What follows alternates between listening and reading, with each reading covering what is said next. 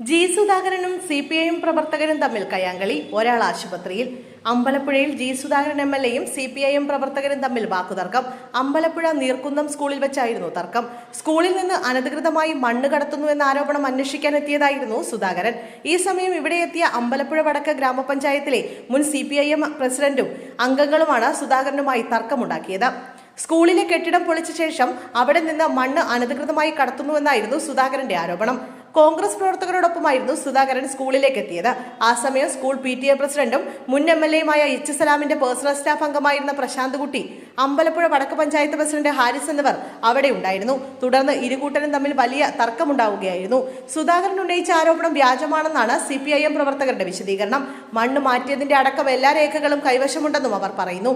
G സുധാകരന്റെ കൂടെയുണ്ടായിരുന്ന കോൺഗ്രസ് പ്രവർത്തകർ CPIM നേതാക്കളെ കയ്യേറ്റം ചെയ്തതായി പരാതിയുണ്ട്. പ്രശാന്ത് കുട്ടി നിലവിൽ വണ്ടാനം മെഡിക്കൽ കോളേജിൽ ചികിത്സ തേടിയിരിക്കുകയാണ്.